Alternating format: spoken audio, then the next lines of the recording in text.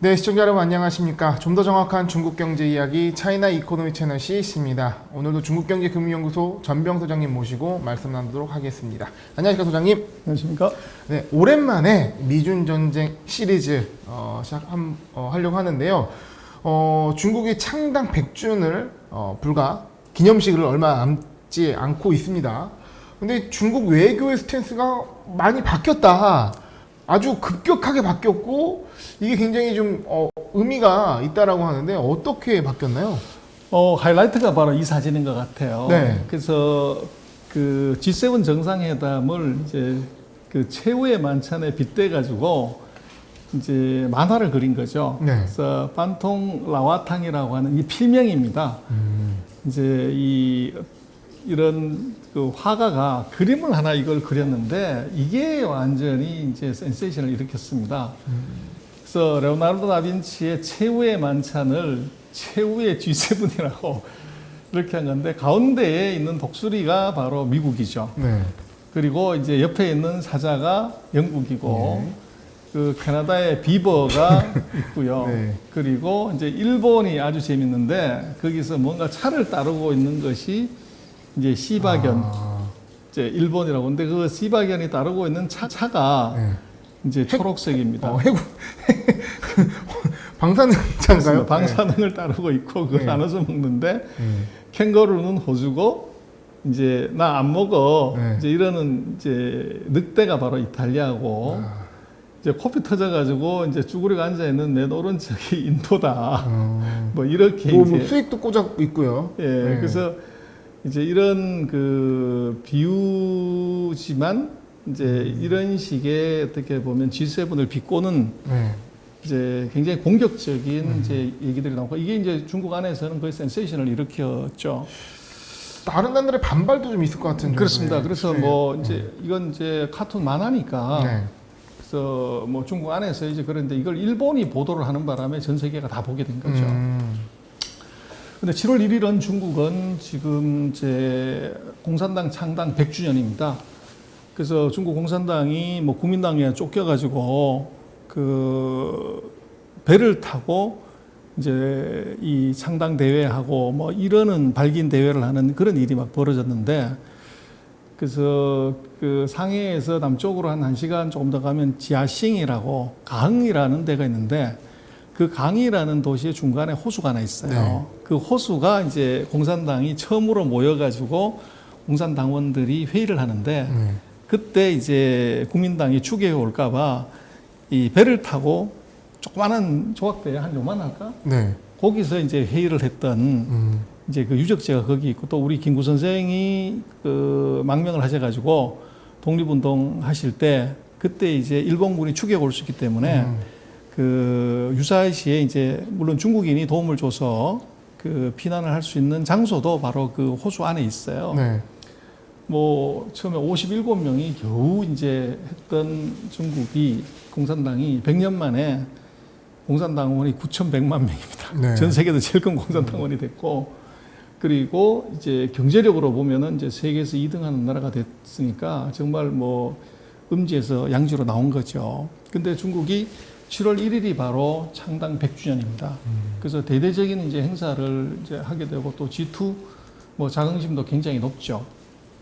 그래서 지금 뭐 중국이 이렇게 큰 게 도대체 이제 어떤 거냐를 여러 가지 얘기를 하지만 어떻게 보면 중국 키운 것은 이건 미국이다. 미국이 헛발질 해가지고 중국을 키우는데 대표적인 게 2001년에 WTO 가입시켜 준 거. 네.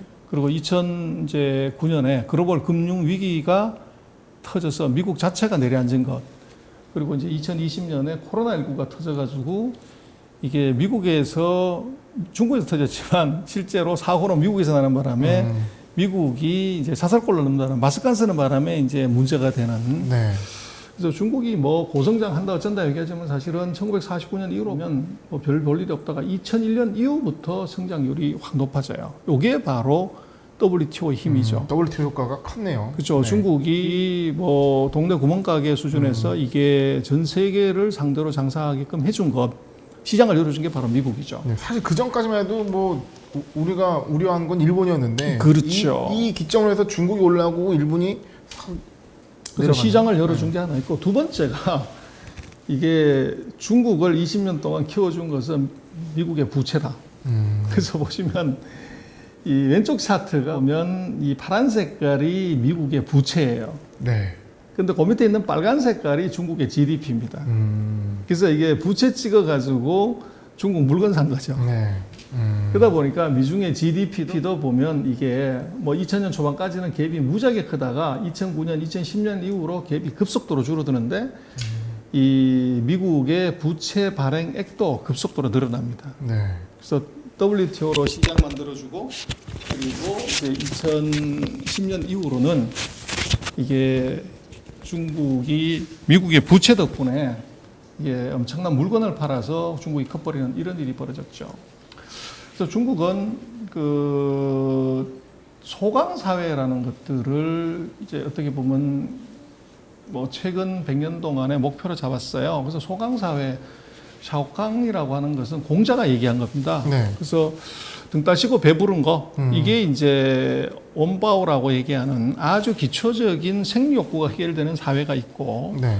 그 사회는 이제 인당 소득 한 $1,000 레벨 그리고 인당 소득 한 $10,000 정도가 되면 사람들이 의식주가 기본적으로 해결이 되고 그리고 일정한 정도의 문화 수준을 이제 누리는 시대 이걸 이제 소강사회라고 얘기하는데 이걸 누가 제창을 했냐면 등소평이 우리가 그렇게 정도는 살아봐야 되지 않겠냐 네. 이걸 이제 얘기를 했는데 이거를 이제 시진핑이 2020년에 도달을 해요. 네. 그래서 중국이 드디어 이제 우리도 먹고 살만했다. 이제 이게 소강사회고 이게 중국이 최근 공산당 100년 이제 역사 동안에 이루고 싶었던 거고 이게 이제 2021년에 창당 100주년이 중요한 것이 중국으로서는 이 소강사회를 완성했다는 것 이게 굉장한 의미를 부여하는 거죠. 그러니까 공자가 얘기했고 등소평이 가기로 했는 거를 내가 이제 완성시켰다. 그렇죠. 그러니까 이벤트 크게 해야 되는데 문제는 코로나가 이걸 막았습니다. 네. 그래서 이제 중요한 것은 그 소강사회 다음이 뭐냐가 이번 이미 달성을 했고 그래서 그 다음이 이제 대동, 나통이라고 얘기를 하는데 이것도 이제 공자의 얘기에 나오는 말인데 결국은 이것은 군사대국, 문화강국을 얘기합니다. 그래서 1위로 간다고 했을 때 이제 중국이 뭘 해야 되냐 하는 건데 근데 지금 중국을 놓고 보면 최근 100년 동안 공산당이 일찍 1921년에 창당을 했고 1949년에 사회주의 신중국을 건설했고 79년에 등소평이 처음으로 일본 수상을 접견하면서 소강사회를 언급을 해요. 네. 그리고 2002년에 이제 장쩌민이 전면적인 소강사회를 건설하겠다는 정책으로 이걸 진짜 액션을 한 거고 그 사이에 이제 2002년 이후로 이제 19년 만에 시진핑이 소강사회를 달성했다. 그래서 절대 빈곤을 2020년에 다 없앴다는 거죠. 네. 그리고 인당 소득이 $1,000 넘어갔고 그리고 이제 금년 7월 달에 지금 창당 100주년 행사를 하면서 중국이 이제 또 다른 100년 2049년에 중국이 이제 선진국에 도달하고 강대국에 도달하겠다는 얘기를 이번에 하려고 하는 거죠. 그 다음을 그렇죠. 넥스트 소강사회. 그래서 이제 이게 이 의미를 보면 결국은 이제 미국을 봐야 되는데 미국은 2등 죽이는데 아주 이골이 난 나라예요. 그래서 이 차트가 뭐냐면 미국을 100이라고 했을 때 2등하는 나라의 GDP 비중인데 중국은 1807년 아편전쟁 이때는 세계 1등이었습니다. 미국 GDP의 뭐 200%가 넘어가는 초강대국이었다가 아편전쟁 이후에 이제 바보가 됐죠. 그래서 1950년, 60년, 70년대 보면 하얀 색깔 1955년 요즘부터 시작해서 소련 이제 여기가 미국 GDP의 40%를 넘어가요. 요때 딱 넘어가자마자 미국은 페레스트로이카를 도입을 해서 소련을 이제 1989년에 해체시키죠. 그리고 이제 일본이 빨간 색깔인데 1985년에 요 40% 라인을 싹 넘어옵니다. 네. 요때 바로 프라자 합의를 통해서 10년 동안 일본을 괴롭혀 가지고 그 후에 30년 동안 이제 일본이 바보 되는 거죠. 그리고 중국이 2010년에 요 40% 라인을 싹 넘었는데 가만히 내버려뒀고 2018년에 트럼프 대통령이 이제 중국이 66%를 넘어가자 중국 죽이기에 나선 겁니다. 네. 그러다가 최근 2년 동안 트라이를 했지만 뭐 별로 성과 못 보고 실패하고 바이든이 지금 등장한 거죠. 그래서 역대의 미국의 이제 그 스타일로 보면 이제 2010년에 죽였어야 될 중국을 거의 10년 동안 이제 키워준 꼴이 된 거죠. 그 이유는 바로 글로벌 금융위기 때문이었습니다. 그러니까 미국 입장에서는 항상 뭐 2등을 죽이기를 해왔는데 그렇죠. 그거에 있어서 보통 이쯤 오면은 그게 시그널에 맞춰서 들어가는데 중국은 그 첫 번 시기를 놓쳤고 지금 이제 계속 그런 걸 트라이하고 있는 상황이다라는 말씀이시죠. 그래서 네. 이제 지금 미국이 일본을 죽일 때 일본이 가장 강했을 때가 한 71% 됐는데 네. 지금 중국이 이미 그 상태에 도달했다는 거죠. 그러다 보니까 바이든 입장에서는 굉장히 이제 조급할 수밖에 없고 네. 또 지금 트럼프가 했던 것하고는 다른 전략으로 가야 되는 문제가 생긴 거죠. 그래서 이번에 G7에서 그 G7 포함해서 뭐 나토 심지어는 EU 전체가 다 이제 동맹을 해가지고 중국을 자초시켜야 된다. 그렇게 얘기를 했습니다만은 문제는 중국이 이제 거기에 대해서 어떤 반응을 보이냐는데 아까 보여드렸던 것처럼 아주 희화화해서 이제 이 얘기를 하고 있는 거죠. 사실 그 바이든 집권하고 나서 굉장히 타이트하게 중국을 조일 것 같았는데 뭐 초반에는 뭐 쿼드 나오고 하다가 지금 조금 잠잠한 것 같아요. 그래서 이제 이게 결국은 그 나토 노 액션 토킹 온리. 네. 그래서 바이든 정부가 말은 말씀하신 것처럼 뭐 굉장히 세게 얘기했는데 실제로 액션한 건 아무도 없어요. 그 이제 이유는 제가 볼 때는 진짜 전쟁은 백신이 일단 끝나야 된다. 그래서 지금 미국하고 중국이 전쟁을 하게 되면 누가 더 타격이 크냐고 그러면 경제가 완전히 회복되지 않은 상태에서 붙으면 이제 미국 경제의 회복이 늦어지는 거죠. 어차피 싸워야 되는데 건강할 때 싸워야겠다. 그렇죠. 그래서 제가 볼 때는 진짜 싸움은 미국이 집단 면역이 형성이 되고 네. 유럽이 집단 면역이 형성이 내년이 본격적인 싸움이 벌어질 가능성이 높아요. 네. 그래서 이제 근데 여기서 재미난 거 하나는 이제 오늘 주제이기도 한 전랑 외교입니다. 늑대 외교예요. 그래서 중국의 말씀하신 외교가 굉장히 요즘 루드하죠. 지난번 4월 2일 날인가요? 그 알래스카에서 미국하고 중국이 그 외교회담 하는 거 보면 네. 정말 저렇게 얘기해도 돼? 네. 그럴 정도로 이 중국의 대표가 삿대질도 막 하고 네. 그 옆에 앉아 있는 왕이 외교부장은 팔짱 끼고서 딱 노려보고 뭐 그런 식으로 말하면 안 된다. 뭐 이런 얘기하고 그런 이제 스타일이죠. 그래서 그게 이제 중국이 얘기하는 늑대 외교. 뭐 늑대는 겁이 없잖아요.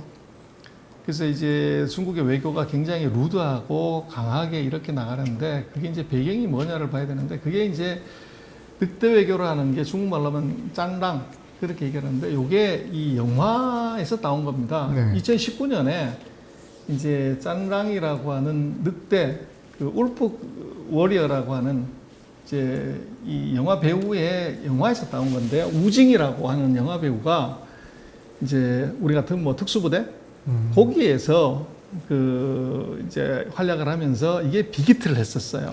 약간 포스트 보니까 람보 같네요.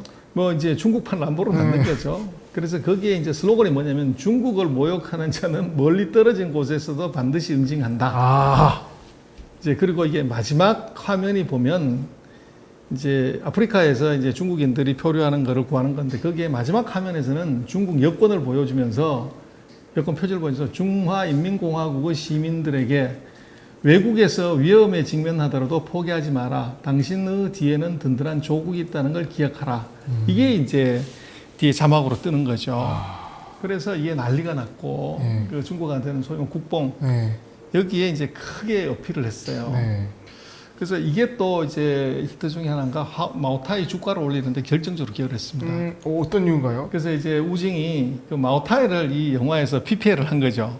근데 그때는 돈 받고 PPL 한 게 아니고 국뽕의 측면에서 중국의 대표적인 술 마오타이를 이제 마시는 게 그 영화에 나왔고 그걸 보면서 이게 마오타이의 매상이 확 올라간 겁니다. 그래서 이제 마오타이가 이 우징한테 국뽕과 국주. 그래서 마오타이가 우징한테 감사패를 네. 뭐 전달한다 그랬어요. 근데 이제 우리가 지금 관심 갖는 거는 중국 외교입니다. 네. 그래서 화추닝, 껑슈왕, 자오리젠 이런 사람들이 중국의 외교부 대변이 있는데 이 사람들이 말을 굉장히 강하게 하고 거기에 이제 이런 그 늑대 외교를 하는 이제 대표적인 사람이 이제 주영국 대사 지금은 이제 이 은퇴를 했지만 루 샤오밍이라는 사람인데 지금 이제 늑대 외교의 최전선에 선 것이 지금 자오리젠이라고 하는 외교부 대변인입니다. 네. 그래서 2015년에 G7 정상회담 하는데 여기에 1900년대 의화단 그때 이제 들어왔던 7개 중국을 먹으려고 들어왔던 그 사진하고 똑같이 비교를 해서 비유를 막 하는 겁니다. 그래서 굉장히 이제 강하게 덤볐고 그리고 여기에 같이 맞물려 외교 대변인이요? 그렇죠. 그 사진을 막 인용을 한 겁니다. 그리고 지금 이제 중국의 인터넷 사이트에서는 또 늑대 화가들이 등장을 합니다. 네. 그래서 전랑화가. 그래서 소위 말하는 네. 국뽕화가죠. 네. 그래서 지금 호주하고 이제 이 중국이 갈등을 겪으면서 이제 호주 군인들이 이제 양을 껴안고 있는 아프리카 소년을 이제 위협하는 이런 이제 만화들. 그래서 이게 평화의 군대다. 네. 이렇게 이제 비유를 이제 비난을 하는 거죠. 만화를 이렇게 그려가지고 가고. 사진이 되게 세네요. 영상이. 그렇습니다. 네. 그리고 이제 중국의 로켓을 지금까지 개발했던 거를 쫙 다 보여준다든지 네. 뭐 이런 식의 소위 말하는 이제 국뽕화가들이 대거 등장하고 있고 그리고 아까 보셨던 이제 반통 라와탕이라고 하는 G7을 희화한 이런 이제 늑대 화가들이 그래서 바이든을 희화하는 이제 이런 것들도 등장하고 있고 그래서 중국 자체로 놓고 보면 소위 말하는 이제 국뽕이 굉장히 강하게 등장하게 있다는 것. 근데 이건 이제 어떻게 봐야 될 거냐는 문제가 있을 것 같아요. 그래서 결국은 이게 1.5등, 2등에서 1등으로 넘어가는 과정에서 1.5등을 하려고 하는 나라의 어떻게 하면 조급함, 그리고 이제 무례함, 그런 것들이 여기에 다 보여지는 것 같아요. 그래서 뭐 다 그렇지만 1등이 되고 패권국이 되면 그때부터는 여유가 좀 있고 그래서 이제 다른 나라들에 대한 관용도 보이고 이러잖아요. 근데 그 단계에 도달할 때까지는 인정사정 볼 것 없다. 이제 이런 것이 아마도 그런 이제 외교에서나 또는 이제 뭐 그 중국이 다른 나라를 대하는 태도에서 전형적으로 나타나는 것 아닌가. 어떻게 보면 이제 100주년이라는 행사를 앞둔 데드라인의 그 숫자가 오는 조급함. 그렇죠. 그런 것들이 좀 반영될 수 있다고 보여지네요. 그래서 이제 우리로 관심 갖는 것은 앞으로 이제 어떻게 될 거냐 이게 중요한데 결국은 미중의 슈퍼파워 게임은 결국은 이제 미국하고 중국이 이게 중국이 목에 힘주는 것도 결국은 경제입니다. 그래서 힘이 있어야 뭐 외교도 하는 거고 목에 힘도 주는 건데 그 힘의 가장 근본은 경제예요. 그래서 미중의 지금 미중 1의 경제 규모를 보면 이 미국은 최근 10년 동안에 25%에서 24%, 중국은 이제 최근 30년 동안 2%에서 18%로 올라왔고 일본은 15%에서 6%로 짜부러들었어요. 이게 이제 중국의 발언권이 높아지고 일본이 이제 짜부러드는 결정적인 이유입니다. 그래서 1991년 이후에 그러니까 소련이 붕괴하고 난 이후에 이제 최근 30년간을 놓고 보면 1991년에 중국은 한 10등 정도 겨우 했었어요. 네. 근데 그러니까 2001년에 6등으로 올라가고 2011년부터 넘버 2로 온 게 지금까지 이제 쭉 온 거죠. 그러다 보니까 그 대신 이제 러시아 같은 경우는 계속적으로 이제 밑으로 추락하고 있고 지금 그 사이에 이제 우리 한국 같은 경우도 탑 10 안에 못 들어왔다가 이제 2021년에는 우리가 탑 10 안에 지금 이제 들어오는 그런 양상인 것 같아요. 그래서 결국은 지금 최근 30년 동안에 그 미중의 어떻게 보면 게임, 소련이 없어지고 난 이후의 게임, 그렇게 놓고 보면 그 중국이 미국에 대해서도 목에 힘을 좀 주려고 하는 이유는 7%밖에 되지 않았던 중국이 지금 금년도 같은 경우에 미국이 한 73%까지 올라온다는 거죠. 그 사이 한 10배 정도 몸집이 커졌기 때문에 그렇고, 일본에 대해서도 이제 그런 거, 일본이 그 중국이 30년 전에는 이게 11% 일본에 10분의 1 정도가 안 되다가 지금은 거꾸로 일본이 중국의 3분의 1밖에 안 되는 이제 이런 상황으로 벌어졌다는 겁니다. 그래서 결국은 이게 경제력이 이게 결국은 힘이고 파워고 외교다 이렇게 볼 수 있을 것 같고 그래서 이제 미국이 중국을 경제력으로 먼저 자초시키려고 하는 이유도 바로 여기에 있습니다. 그래서 최근 30년 동안 보면 GDP에서 30년 전에 이 중국하고 미국의 차이가 15배 났다가 지금은 1.4배밖에 안 됩니다. 차이가. 그리고 퍼캡ita 인컴 1인당 소득도 68배나 차이 났다가 지금 이제 5.8배로 줄어들었다는 거죠. 그래서 모든 것이 이게 다 경제로 기결된다 그러는데, 그래서 뭐 91년 이후에 지금 한 30년을 놓고 보면 그 화약 없는 전쟁이 사실은 벌어졌고, 그래서 최근 2, 3년 사이에는 지금 무역, 이제 식량, 반도체 뭐 이런 데서 이제 문제가 됐고 앞으로 싸움은 결국은 이제 네트워크, 빅데이터, 금융 여기서 이제 치고받고 싸울 수밖에 없어요. 그래서 지금 미국이 뜬금없이 틱톡을 규제한다, 뭐 위챗을 규제한다 그런 것들이 다 이제 그 빅데이터에 대한 통제죠. 그래서 미중의 전쟁을 놓고 보면 이제 최근 20년간을 놓고 보면 한 5번의 변곡점이 있었던 것 같아요. 그래서 조지 부시 대통령 장점인 이때는 어떻게 보면 서로가 갈등도 겪었지만 또 이해관계가 있었던 것 같고 후진타오 오바마 이 시대는 이제 어떻게 보면 굉장히 상대적으로 좀 좋게 지냈던 네. 그런 상황이고 트럼프 시진핑 시대가 등장하면서 이게 미중 관계가 완전히 달라지는 새로운 설정이 들어섰고 네. 그리고 이제 트럼프 후반기에 들어서면 이제 드디어 전쟁기로 들어서는 것 같아요. 네. 그리고 이제 새로운 2021년에 바이든이 들어서면서는 이제는 기술 전쟁으로 들어가는 그래서 소위 말하는 쿼드 동맹, G7 동맹 이걸 이제 1대1로 싸우는 것이 아니라 이제 포위해서 싸우는 이제 전쟁의 양상이 완전히 바뀐 거죠. 네. 그래서 그 사이 포위과 뚫어내는 자. 그렇죠. 네. 그래서 최근 20년간의 이 변화가 이제 무역, 기술, 금융 이런 쪽에서 이제 단계적으로 지금 계속 업그레이드 된다는 거죠. 그래서 지금까지 이제 우리가 뭐 쌓아왔던 걸 보면은 모든 대국은 제조대국으로 시작을 해서 무역대국으로 융성하고 군사대국으로 이제 일어서고 금융대국에서 끝나는데 지금 미중의 전쟁이 이게 기술전쟁, 군사대치로 갈 수밖에 없는 것이 세계에서 1등하는 놈이 제조에서는 미국이 아니라 중국이고 무역도 지금 중국이 1등이라는 거죠. 근데 군사, 기술에서는 미국 1등, 중국 2등 이제 이렇게 되어 있다는 겁니다. 그래서 여기서 이제 싸움이 이루어질 수밖에 없는 구조가 지금 상황이다. 네. 그래서 이제 우리로 놓고 보면 이런 이제 역사적 패턴에서 좀 봐야 되는 것은 우리는 뭐 유튜브 무슨 이제 언론 많은 부분에서 중국은 위기다 또 뭐 경제 위기, 금융 위기 뭐 많은 위기를 얘기를 하는데 이게 조금 우리가 다르게 봐야 되는 것은 이게 입으로 얘기하는 것하고 액션으로 얘기하는 건 좀 다르다는 거예요. 그래서 FDI 중국에 돈 벌려고 투자하는 걸 보면 지금 2002년 이후로 줄어든 적이 없어요. 네. 작년 같은 경우도 이게 처음으로 FDI가 미국을 추월했어요. 중국에 들어온 FDI가 미국의 FDI보다 더 커지는 이런 불상사가 생겼다는 거죠. 골든 크로스가 발생했군요. 그렇습니다. 그래서 이런 상황을 벌어졌는데 우리는 팩트 파인딩을 하려고 하는 것이 아니라 이제 어떻게 보면 정서적으로 이게 이제 중국을 바라보면서 이거를 해석을 하다 보니까 계속 이제 중국 상황을 오판하는 그런 결과가 오는 것 같아요. 그래서 중국이 달에다가 이제 위성을 올리고 화성에다가 이게 우주선을 보내고 우주 정거장을 이걸 만드는 것을 우리가 눈으로 지켜보는데도 불구하고 중국이 우리 예를 들면 기술을 베껴가는 이제 여전히 못 사는 이제 기술 후진국으로 계속적으로 본다는 것 이거는 좀 다르게 봐야 된다는 겁니다. 네. 그래서 이게 이제 우리가 문제가 되고요. 그래서 지금 무역 전쟁이 이미 시작을 했고 GVC 전쟁 지금 벌어졌고요. GVC가 뭔가요? 글로벌 밸류 체인요. 아, 네. 그래서 미국이 디커플링을 한다 그러는데 그래서 미국이 중국에서 공장 빼가지고 간다고 그러는데 빼야 됩니다. 그래서 인당 임금 그 평균 임금을 보면 지금 태국, 베트남, 인도 이게 2배 이상 지금 높아요.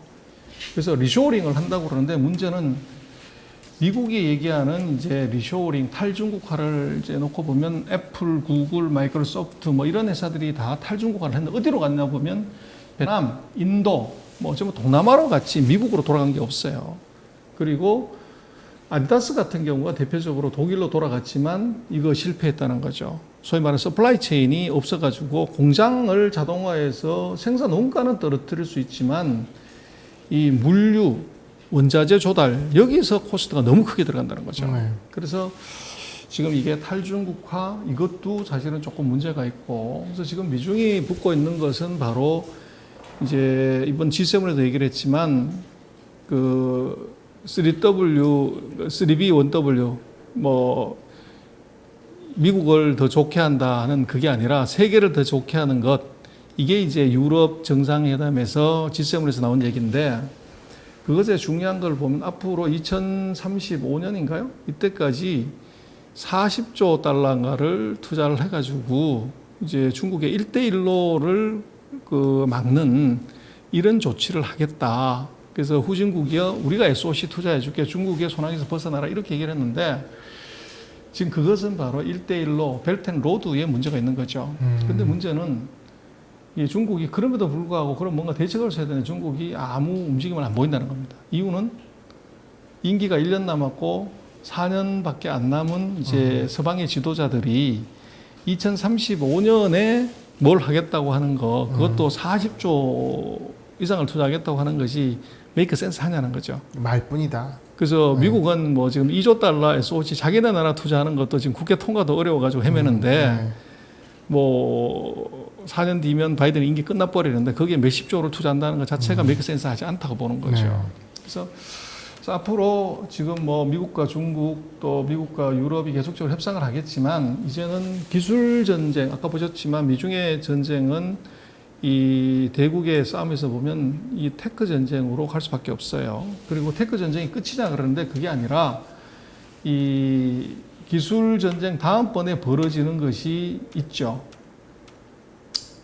그다음에 이제 AI 전쟁일 겁니다. 그래서 앞으로는 아마 GDP 그러는데 그게 그로스 도메스틱 프로덕션이 아니고 그로스 데이터 프로덕션. 그래서 이 데이터를 얼마나 많이 생산해서 거기서 AI를 얼마나 잘 세게 만드냐. 요것의 싸움이 이제 벌어질 판이고 그게 이제 미국이 틱톡이나 이제 위챗 같은 것을 규제하는 이유죠. 미국에서 그 데이터를 받아다가 그걸 이제 IP를 뽑아서 AI에 집어넣으면 이게 미국보다 월등히 파워풀한 AI가 튀어나올 수도 있다는 겁니다. 그래서 그걸 이제 원천적으로 막겠다는 것이고 궁극적으로는 이제 금융에서 결판이 날 겁니다. 그래서 우리가 몇 차례 다뤘지만 이제 중국이 디지털 유한화를 하고 뭐 이렇게 많은 것을 하지만 금융에서 중국이 미국을 넘어서지 못하면 이것은 싸움에서 절대 이길 수가 없어요. 그래서 지금 미국이 이제 겨누고 있는 것은 바로 이제 그 기술 전쟁이지만 앞으로 우리가 조금 더 두고 봐야 되는 것은 미중이 금융에서 어떻게 붙을 것인가 이걸 좀 잘 봐야 될 것 같아요. 일단은 게임이 안 되는 상황 아닐까요, 지금? 그러나 이제 그것이 그 중국을 예를 들어서 스위프트망에서 배제를 시키면 중국이 바로 악소리가 나지만 그걸 배제시키는 순간에 전 세계 물류 체계가 다 이제 이 혼란에 빠지는 일이 벌어지는 거죠. 그래서 이걸 이제 미국이 과연 감당할 수 있냐 그런 문제가 같이 존재한다는 것이고 지금 바이든 입장에서는 지금 먼저 기술에 손을 대고 있고 그 다음번 단계가 바로 금융입니다. 그래서 이제 우리가 좀 보는 것은 아이러니하지만 미중이 기술 갖고 싸우는데 반도체를 제재하는데 중국의 반도체 장비, 재료, 소재 회사들의 주가가 폭등하는 이제 그 상황을 우리가 좀 이해를 할 필요가 있다는 겁니다.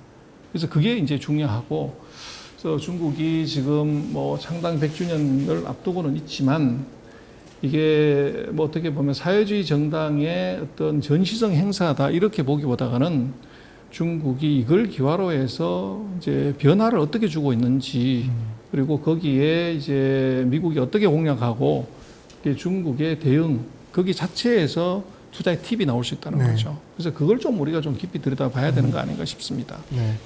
오늘 미중전쟁 시리즈 창당 100주년 앞둔 중국 외교의 스탠스가 늑대 외교로 좀 변했다라는 얘기를 통해서 전체적인 이 미중의 구도를 거시적으로 좀 살펴봤습니다.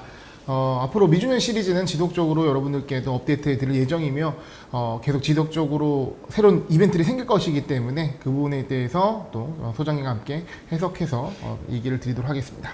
오늘 말씀 감사합니다. 네, 고맙습니다.